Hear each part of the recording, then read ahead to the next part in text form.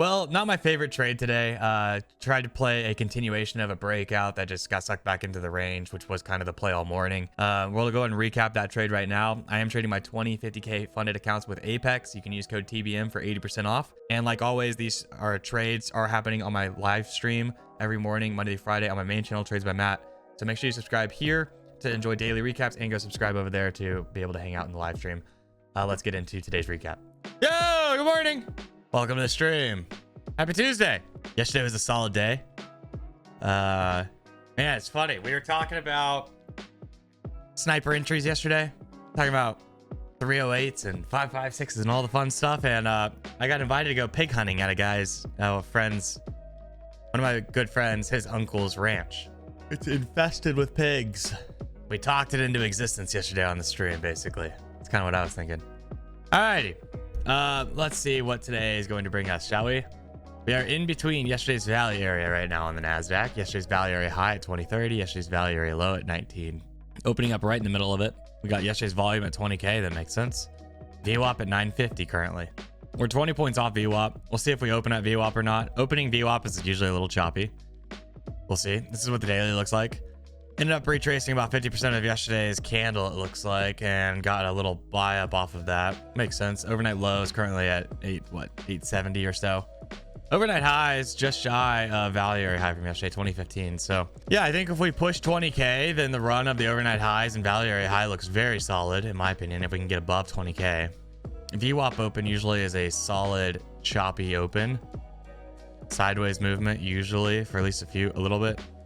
And then yeah, rotating 920s value area low kind of makes you think we get the 50-point rotation into the 870s. Those are kind of the areas of interest that I'm talking about today, or I will be talking about today. News wise, we got home sales at 9 o'clock and 2-year notes at noon. Other than that, there's nothing else.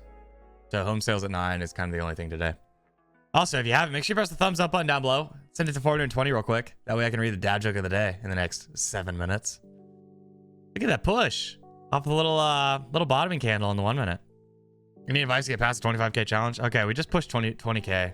Advice on challenges is always just take your A+ setups. Be patient for good setups. They either want to get through it too fast and they don't have the experience to do that, or they overthink everything. That was a very quick run of the overnight highs, which is kind of expected. Pre-market, we were talking about running from 20K if we push it straight up to 2030. Value area high from yesterday. A lot of people overthink it, and I think a lot of people also are just straight up not they just don't have a good trading strategy, to be perfectly honest. If you don't have a good trading strategy that you know makes money, then good luck passing an evaluation, right? You need to be very confident in your trading strategy and then take A+ setups, and then you know the evaluations are somewhat easy. I think the other big thing to note there is the risk and reward on it, right? If you're not going to be taking your A+ setups, like, you need to be taking cheap trades. Cheap trades and base hits are the key to passing evaluations. I have a surprise video coming out. I think we said August 1st, so probably in about a week, of me showcasing my tips and tricks, talking through the accounts, showcasing my tips and tricks for passing evaluations, and then you'll get to watch me pass 20 evaluations in a day. I recorded all of it. It should be a good video though. I think it's really helpful. You'll get to see my trading strategies in there. Obviously I have my full trading strategy video dropping at some point also. It just takes a really long time to go through that one. So we want to make it really good. But yeah, I think it'll be a helpful video. You'll see some really like a bunch of ideas that we talk about on the stream often. It's just executed out. So can you explain what you mean by taking cheap trades? Yeah, taking cheap trades is when you have an entry that is very, very close to your invalidation point of the trade, right? So where you would either physically put a stop or where you would exit your trade. If you find an entry that's close to that level, if your entry is close to your invalidation point, then that risk that you have on is cheap. That is a cheap trade to take with a lot of upside, right? And it's lit. GG's. It's lit! It's lit! It's lit! July 23rd! Dad joke of the day. Back up into value area high as well. July 23rd, Tuesday. Why should you never fall for a tennis player? Because love means nothing to them. That's great. That's a good one. I like that one. That was needed after the last couple. All right, let's see what happens at yesterday's value area high here.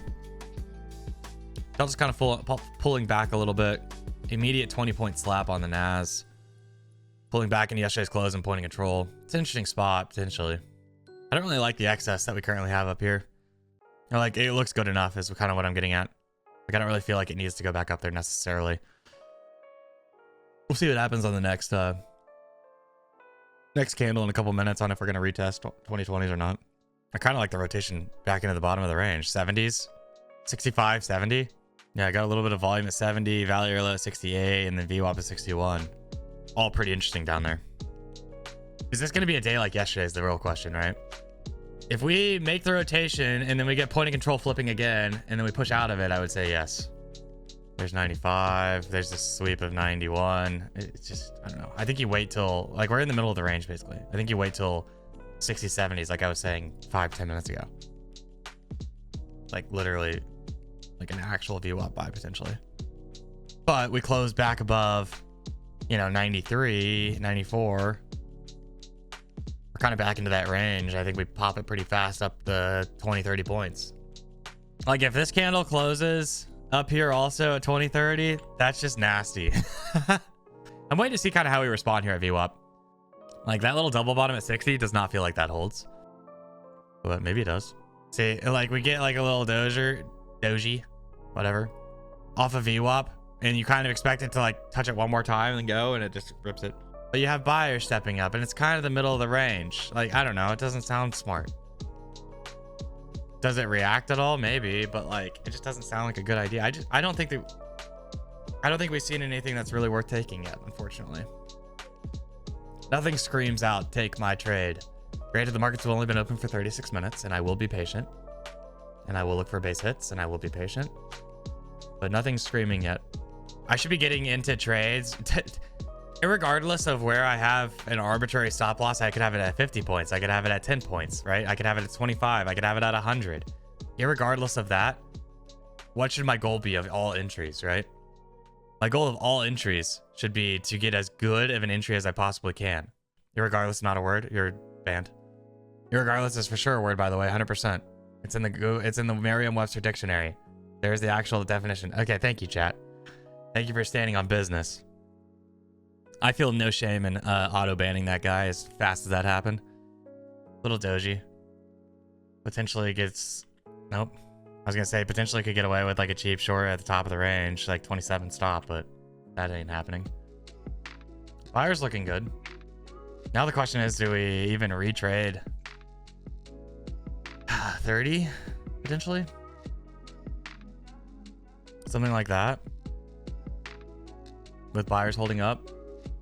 Okay, got within 3 points, 2.5 points, I guess. I do appreciate when I ask and the market immediately delivers like that, even if I didn't get quite filled. I just don't want to mark it in, to be perfectly honest. This is the type of trade where I mark it in and I just get like wrecked immediately.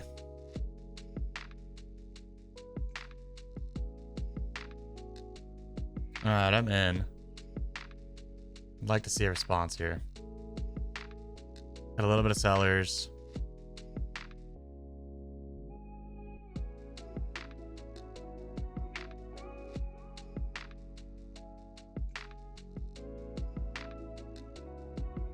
I don't really like us closing back inside value, to be honest. 10 seconds. See kind of how we respond. Down 6 points, 7 points, 8 points.